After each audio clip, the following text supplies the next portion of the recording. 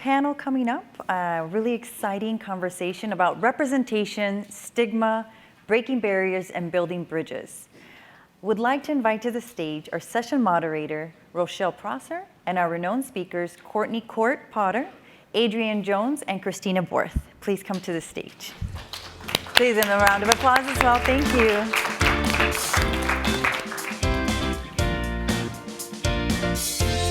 This important topic explores the impact of representation and the challenges associated with the stigma of various areas of healthcare and education, aiming to foster understanding, empathy, and positive change.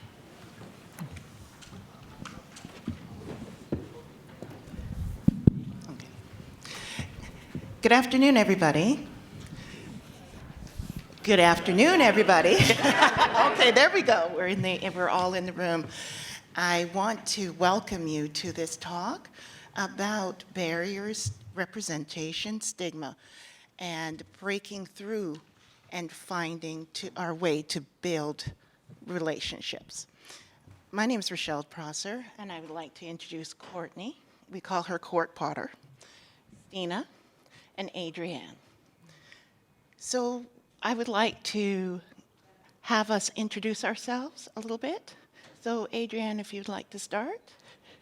All right, good evening, good afternoon, everybody. My name is Adrianne Jones, and I am a gerontologist based in Atlanta. I have my own company, Senior Resources and Consulting Services out of Atlanta, and I'm also the radio host of the Gero Juice, based out of Atlanta. But even though we're in Atlanta, you can catch me anywhere over the world. I wear many hats in the field of gerontology, including many dementia projects that's at the forefront of my repertoire right now. And I'm also a professor at Clark Atlanta University, where I teach sexuality and aging and ethnicity and aging. Thank you, Stina. If you'd like to go next. So I'm Christina, aka Stina Borth, and I am the CEO and founder of Keymaker Youth Support Services, a learning support specialist, an educator, a coach. I take on so many different names, but most of the work that I do is with neurodiverse folks, youth, young adults, and their guardians or partners. And we work in the space of really finding that way for us to create a key and open that door. So I love that term. I love saying, hey, I'm a key maker. I like to have my clients that I work with take that on themselves and really empower them. And a lot of the services that I do are either through consulting, teaching, educating, and really inspired others in the education system community to do the same. Welcome, Stina. And Court, would you like to introduce yourself? Hi, I'm Court Potter. I am a former New York advertising executive turned commercial real estate broker. And then I found myself in my mid-40s taking care of children, and I have an aging parent and a grandmother that's in her 90s. And what I found is that when you look at the workforce, women often are held back because they are having to navigate a lot of the logistics for their family members. So when I found this, I started creating logistical website that we just launched this week called Pickle Living. And it's a place where you can go and find professional service providers, communicate with them directly, like senior living facilities, rehabilitation facilities, and communicate with them as well as your loved ones, even the ones you don't like, and then even purchase the services through the platform so that you can continue to still pursue whatever it is you're trying to pursue. But then I found out that you need the emotional side of things and just how to navigate. So I started creating courses on how to navigate these logistics when you find yourself in a pickle. So that's what I'm doing. And I also have a podcast because I started educating, talk about it. Well, you need to get your platform out there. So any way that you can do that, whether it be on blogs or by podcasts, we have radio hosts. And that's what makes us so global with this team. So allow me to introduce myself. My name is Rochelle. And I'm actually a nurse, and I've been in healthcare for 30 years. So I'm dating myself, but that's okay, because bringing that seasonality, you're able to see how healthcare has changed and transformed, especially in the last 10 years. We talk about before COVID with our prior speaker and after COVID. And for myself, my role is to look at oncology. I'm a neurotrauma ICU nurse as my training, but I have managed to marry the body with the mind and moving forward into education and law. So I am a part of a lot of organizations that I'm not going to share up here, but it's mostly everything for oncology.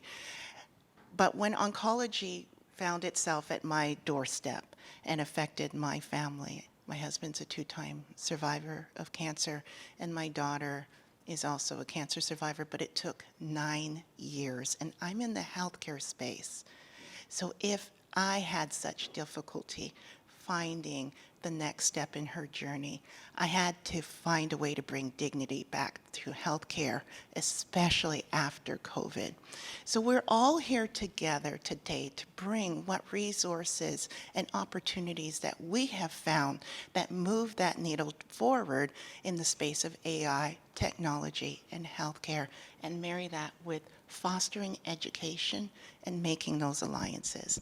So I welcome everyone to enjoy what we have today to speak with you about representation, stigma, barriers, and breaking boundaries.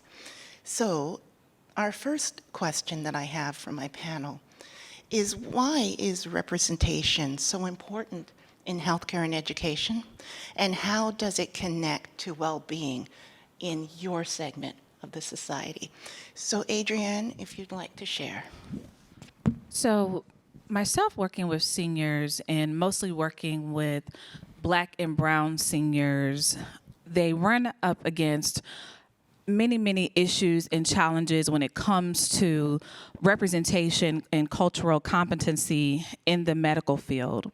And I'm a big advocate for cultural competency and cultural sensitivity in the aspect that the doctor-patient relationship can be very strained or become very sour if there isn't understanding on both sides, particularly on the side of the medical professional, right?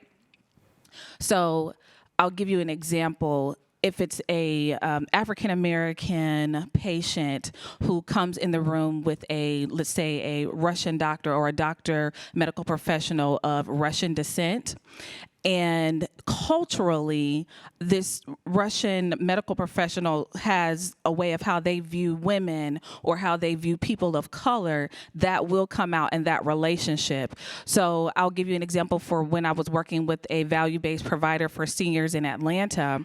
I was bringing a new patient on, and she had a very rough experience at one hospital and had not been to the doctor in about 10 to 15 years. And when I was bringing her on, it was very emotional, it was very traumatic, because she said that experience with her leaving in tears affected how she would see any other medical professional. So it took her about a good year for her to come on because she felt misrepresented, underrepresented, and also unheard. So that's where I think cultural competency and representation matters. Absolutely agree. I think in hearing, as I've had intimate conversations with a lot of us in this room, we all have our story about our healthcare journey. We all bring those prior experiences and history that comes with us.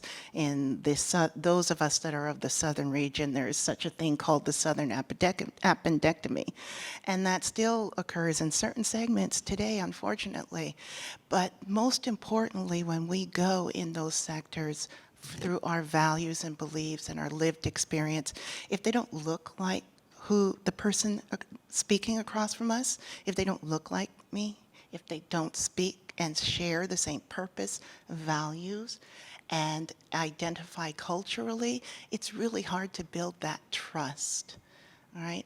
And then now you're asking them to either save your life or educate you on your life. So we bring those preconceived ideas and issues into the conversation, consciously and unconsciously.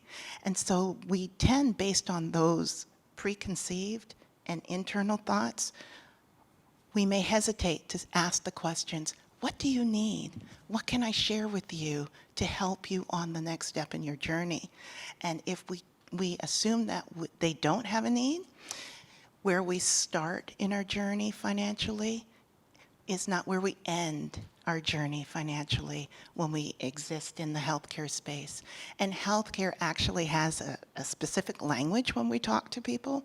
So when we're asking our family members that are just hearing new information about a diagnosis and now they have to translate for the loved one, that representation matters. We want to make sure that we're speaking common language. So I just wanted to ask you, Stina, to weigh in on this from youth and education perspective. I always come back to that language piece because it really matters. And a lot of the work that I do, there's so much jargon when it comes into IEPs and evaluations, and parents get in that room and it's just, it others them. And what's really, really important for us to take away with representation is that we're speaking of it, we're naming it, we're talking about it. I'm going to say a lot of what I've said all this weekend so far, but also bringing it to lay terms and being able to talk about it in a way that isn't going through just the standardized assessment data. Like breaking it down. What does this really mean? And what can I use this for? How does this inform me? How are we using this to make it better for my child? And then also, I would say, for the young adults that I work with, is breaking that down. Like, what does it mean beyond school? In the workplace? Okay, how is this going to impact me? How can I support myself? How can I advocate? Do I disclose this? Is it beneficial? And if I choose to, like, how do I have that conversation? Exactly. And I know, Court, you have some wonderful techniques that you have within your education system that we're going to talk about later when we talk about solutions. But how has representation been beneficial to you in building your business? Yes, well, when you look at the U.S. workforce and the loss in the U.S. workforce, because women on an average miss 24 days a year for caregiving needs. So they are absent from their jobs an average of 24 days, and for men it's 9, because they're working on having to deal with the logistical needs.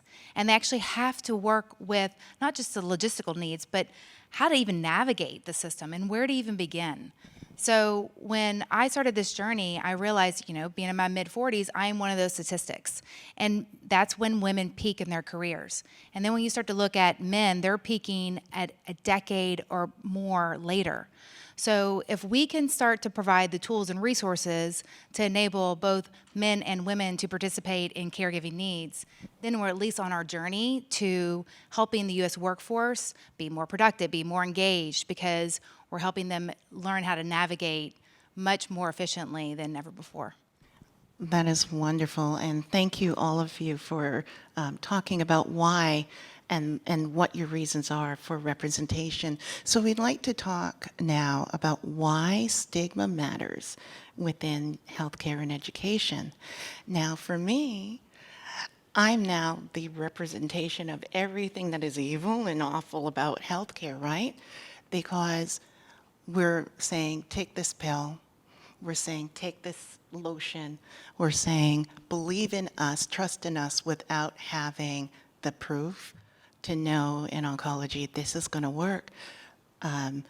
9 times out of 10, you don't even know who your provider is going to be when you go into the oncology space. You're referred there from your primary care provider or somebody that you've met in the community where it worked. So it's usually the golf buddy of somebody they went to school with that they know that they're referring to, and just maybe they might have experience in what you have. But when you get there, there's a team of individuals that you're sent to, and you have no way of knowing what that outcome is and how best they are at dealing with your specific issue, and you have to trust them, And so stigma, our biases, come into play, not only from the patient perspective, but also on the healthcare provider. Because if you've not dealt with certain communities, you don't know how to effectively communicate with those communities. And so that's what causes stigma in healthcare. So, Stina, if you would like to talk about stigma and how it looks for the education purposes, and then we can go along down the panel. So I think, really concisely, the biggest problem with stigma is that it misleads our decisions. It's so rooted in emotion and fear. And so that's the danger of it. The danger of it is that it's not an informed decision. It's not a research-based decision. It's something that's came from somewhere else, and yet we're giving it power to step us forward into a space or a certain choice for a youth or for a child. And if we don't check that, and we don't ask for influence, or we don't ask for conversation around that when we're planning an education plan, or we're making a decision of how should this schedule go, or what school should we pick, we're doing an injustice. And Adrianne, coming from the gerontology perspective, Right. how does that affect you? So from the gerontology perspective, I had to break this down when we were talking about the questions. I broke it down so gracefully in my head, but it's not that graceful anymore. But anyway, from my perspective, when I look at stigma, I've worked with vulnerable populations, Black and brown populations, and to break that down, working with seniors of Black and brown who lack resources and who have also been they're scared, they're intimidated in the healthcare settings, or they don't have access, years of inconsistent unemployment. And so they may not have been able to pay into the Medicare system as much. So they're on Medicaid and all those, whether it sounds like it's all the way over here, but it all melts into one big pot. And so stigma comes from judgment, and that judgment comes from the mistreatment and the barriers around it. So when you have those barriers around those people, and that fear, the intimidation, the anxiety from misrepresentation, and all that is mixed into one bowl, then it can most certainly contribute to poor health outcomes.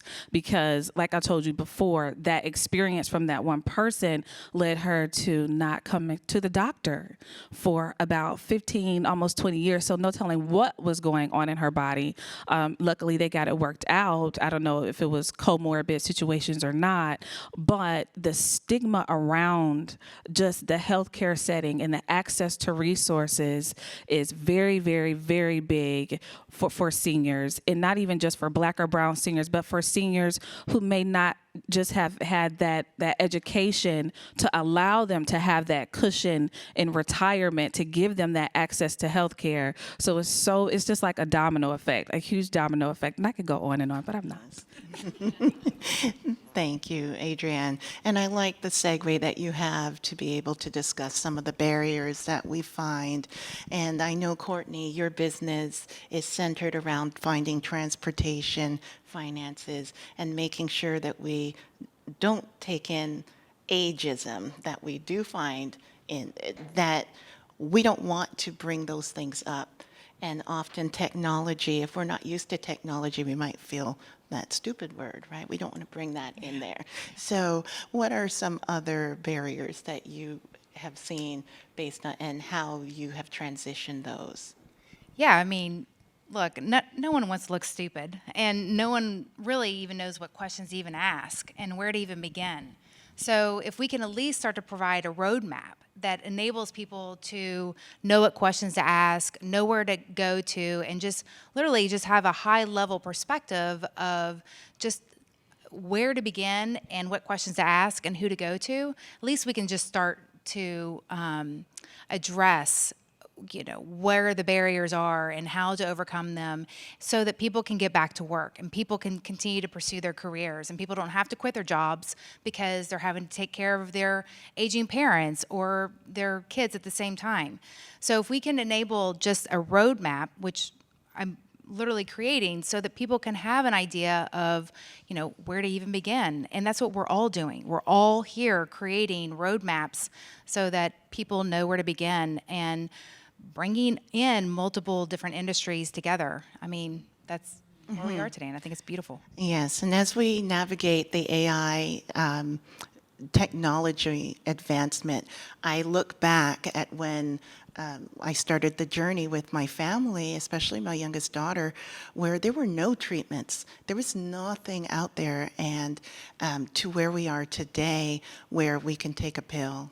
We don't, for those that are needle averse, they don't have to go and do chemotherapy and actually have a piece of metal put in their body. They can take a pill, they can inhale something, or it's a matter of using and activating their own immunity to help them get through whatever they're going through. So it's really interesting how the use of AI has helped us transform and promote inclusion in looking at the barriers and just breaking those down. So I wanted now to talk about some solutions that we would like to see as we transform, because that's why we're all here. We're all here because we made something or we did something phenomenal to help the world globally to move that needle forward, to build bridges and break down those barriers.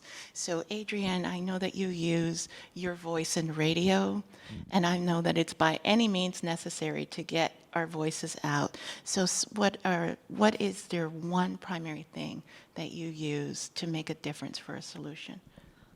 One of the things, and while we're talking, this is so all the way left field, but we're talking about things that we talk about all the time, from education, from childhood and on up, and you won't believe, one of the things I impress upon my students and when I do talks and presentations is life course advantages and disadvantages. And those same life course advantages that people are born into, they're advantage for some, but they're disadvantages for others. And I'm sorry, but one of my friends, she started singing this song. And for me, this conversation is like this song, the song that never ends. Yes. And it goes on and on, my friend. And some people started singing not knowing what it was. And it's like we have this conversation. It's just a revolving door, like all the time. But then it's like, who's going to step up to the plate? And like the gentleman before us gave a wonderful presentation on leadership, who's going to take ownership, step into those shoes, no matter how big they are, no matter what mistakes you're going to make, you're just going to step out there and do something. But what I've seen is doc talks, bringing the providers into the community, because believe it or not, from my perspective, serving seniors, they don't have access to even transportation to get to the doctor, or they live on this side of town and their doctor is all the way up on the other side of town, and grandchildren and children are working, so they're missing doctor's appointments. So we have mobile screenings and mobile provider buses that come into the community. But then also, when I talk about bringing the provider into the communities, I also have to say consistency is key, because some people will come in January, then they'll come again in June, and they'll do research and they'll get their numbers, and then we won't see them until the following year, until another January or another annual it's annual breast cancer month or fibroid awareness month. But to gain the trust of seniors that have been hurt systematically is you have to be consistent. Thank you. Stina, from the education perspective, what is the solution that your company does best in promoting and breaking down those barriers and stigmas? Something that it is in every piece that my company does, whether it's guardians or youth or young adults, is really teaching a step-by-step process and the methods of change. So we talked about it a little bit earlier and heard about awareness. Awareness makes a successful leader. It makes a successful change maker. It also leads to acceptance, self-awareness of, hey, what's going on with me? And then also normalizing what's going on with me. It goes on with a lot of folks. And then going through and learning and gaining that knowledge of like, how can I change this for myself? How can life be better? How can I grow and do better as a parent, as a young adult? And then having that support to practice, to gain the ability, is super important. And that means having a network system, having folks like, a teacher, a coach, a mental health provider, and parents, and everybody talking to each other. So really creating that community to work together to be that village. And then realizing that those lapses, those oops, I got off the track, that's normal. That's part of being human. And just knowing that when that happens, I can get back on it. Yeah. Thank you. And Courtney, I know that in private conversation we talk about gamifying certain things within your applications, and we've had some different talks from different speakers talking about using AI to gamify how we move the needle forward in education and healthcare. So if you'd like to sit and talk about your companies and what you've done to create solutions for barriers and stigma. Yes. So while I went down the path of creating Pickle Living, which is really just dealing with the logistical needs, I found that the emotional needs is really vital for people. I mean, you find yourself in these situations where you're triggered about what happened in your childhood and how it's affecting you today, just like the speaker earlier was talking about.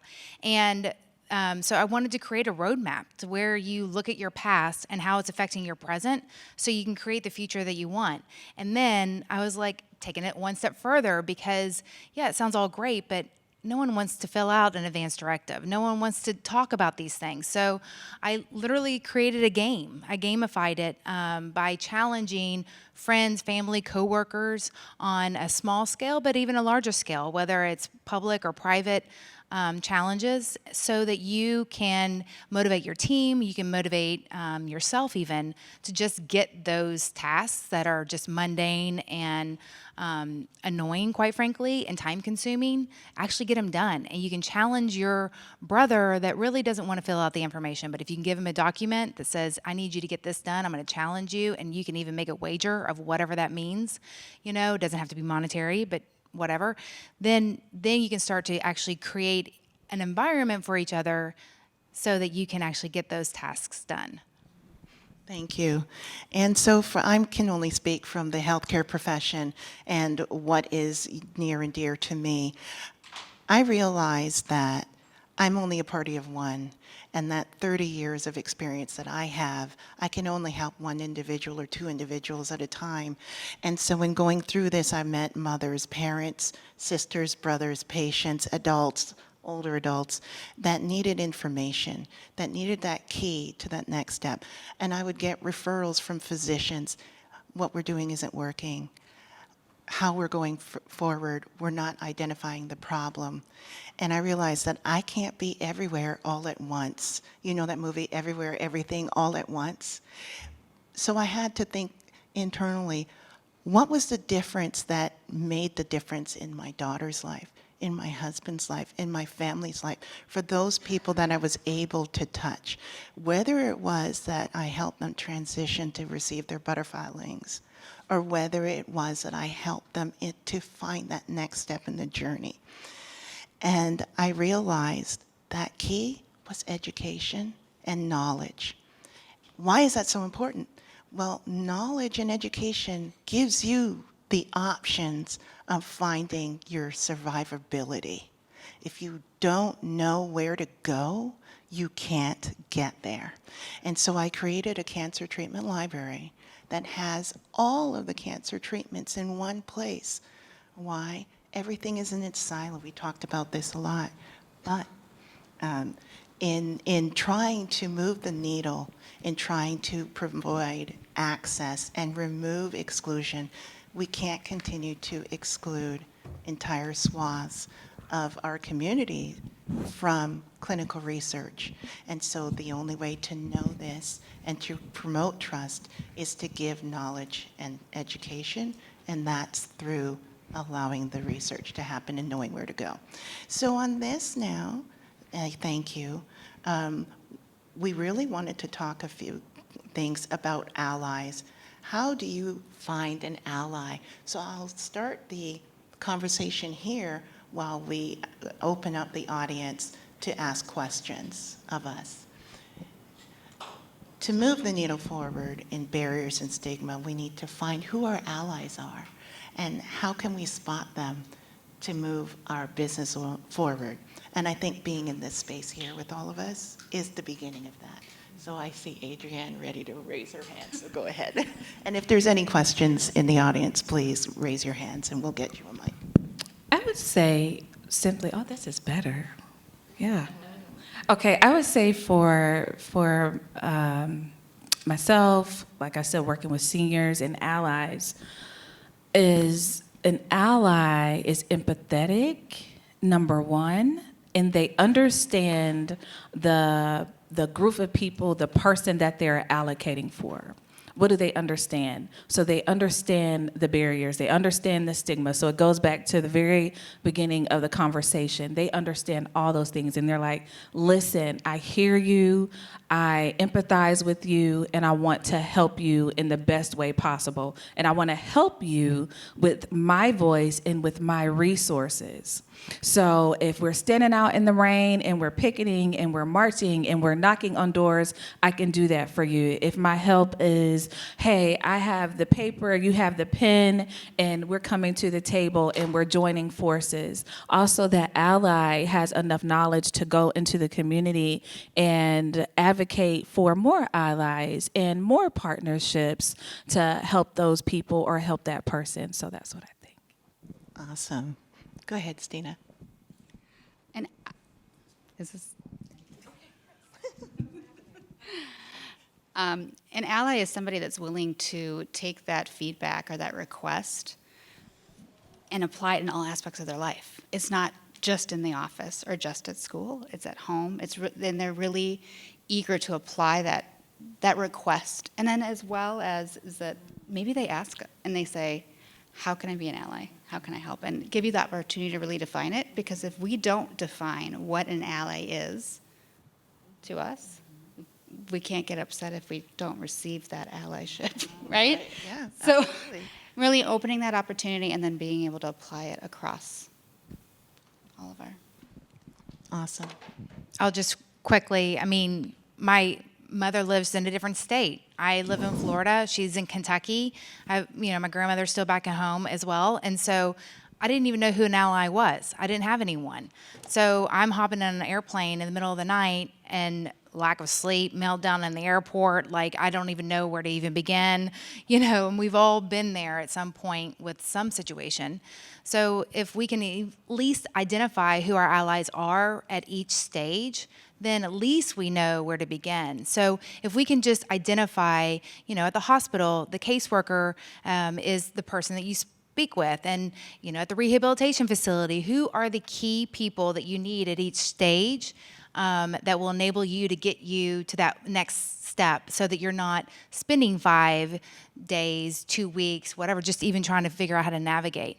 So if we can just create roadmaps that enable people to even just identify how they want to navigate the unknown, at least that's the first step to me in creating an ally. Awesome. So I open up the floor for any questions that you have. I'll ask my narrator, how much time do we have? Pardon? 15 minutes. Oh, okay. All right. Okay. So we'll continue then. I have another question for the panel. What role do words play in perpetrating stigma?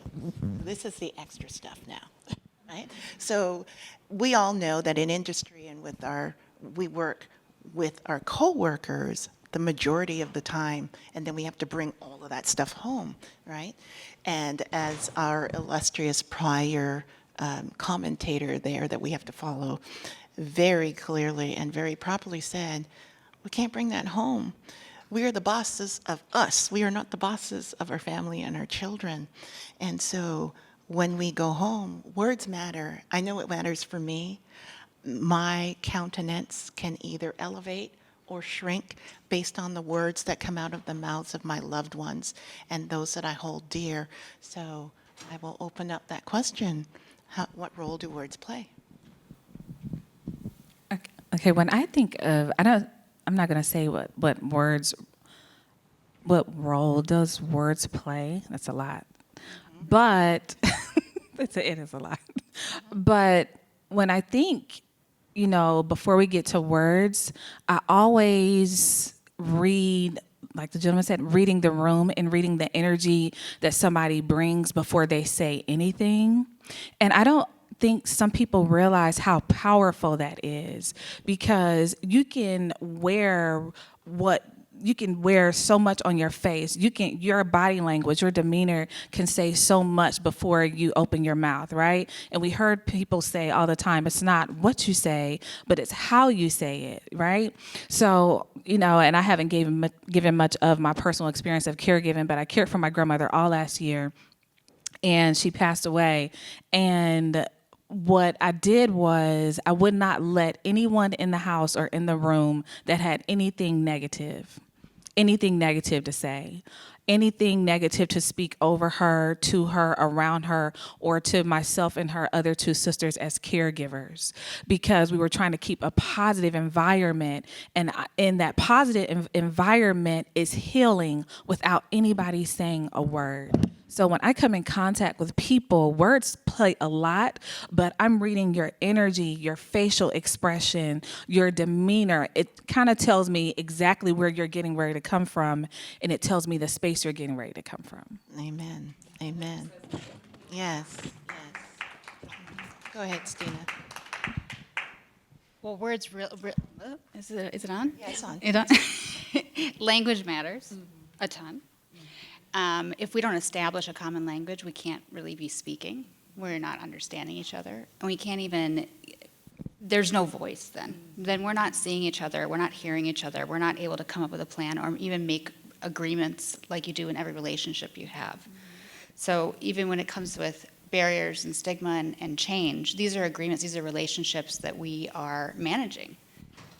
And it requires language, and language that can be received so that the message can be received. Because if I use a word or a phrase that's going to land poorly and it's going to cut you off from being able to receive the message or even communicate with me or collaborate or tell me exactly what you're thinking, because you're like, Stina, you don't want to hear what I have to say because of how I presented it, that's not the goal. The goal is community and change and unity. Yes, absolutely.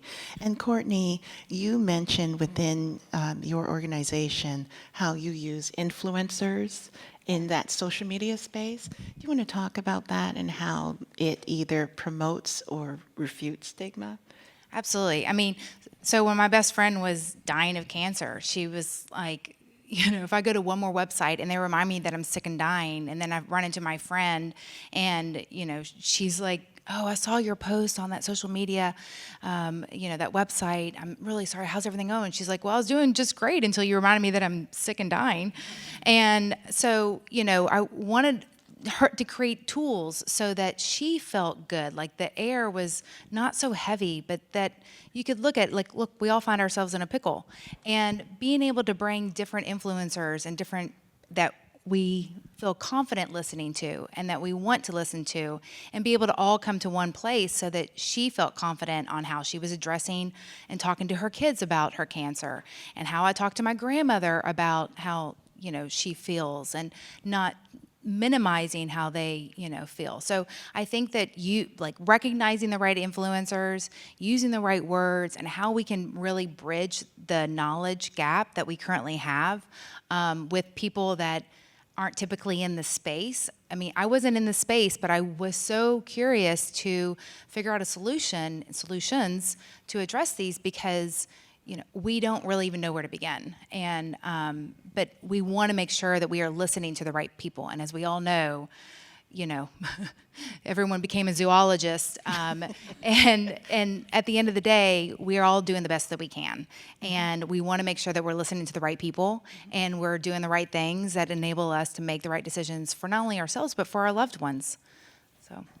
Wonderful. So in this last 5 minutes, I would like each of us to just use that time for a closing statement. And so I'll begin with this that I always say to my patients and parents when they come and meet me and have that moment for that consult. And it begins with this. We all embark on a journey that we don't want to go on. And we go to a place that we just don't want to be in.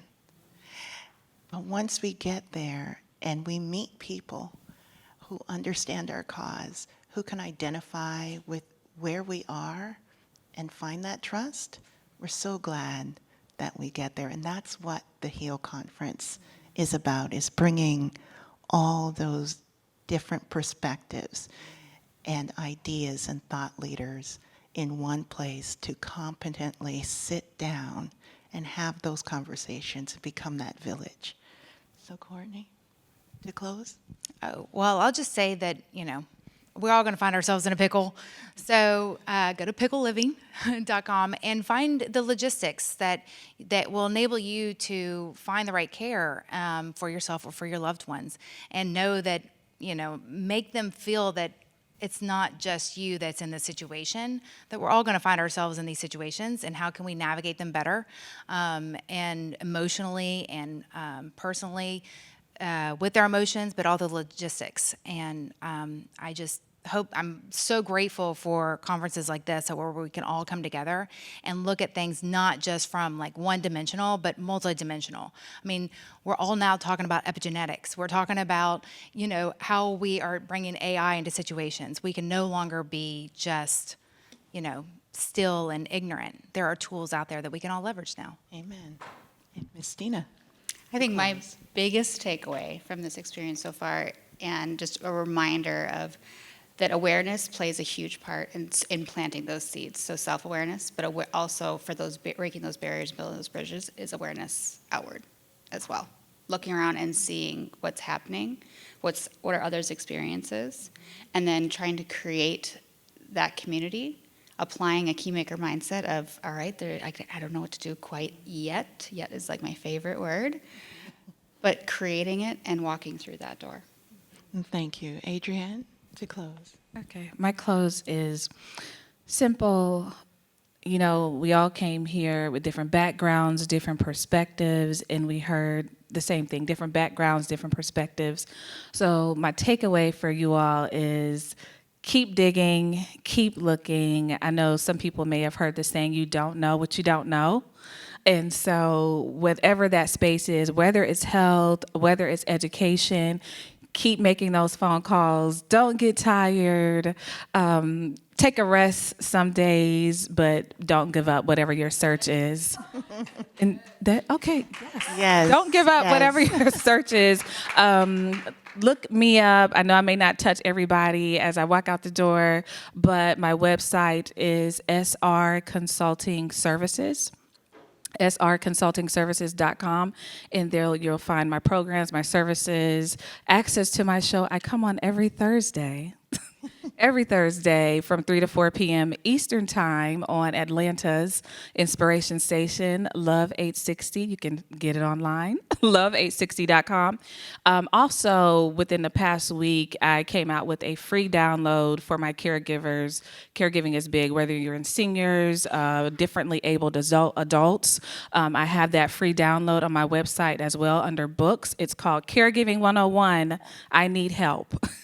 And you can go there, quick tips, nice reference guide, and it just gives you like the tip on stepping out there. Tip 1, where do you go? What do you do? So that's it. So thank you, all of our panelists, and thank you, audience, for being out there and willing to listen to us talk about barriers, representation, stigma, and building bridges.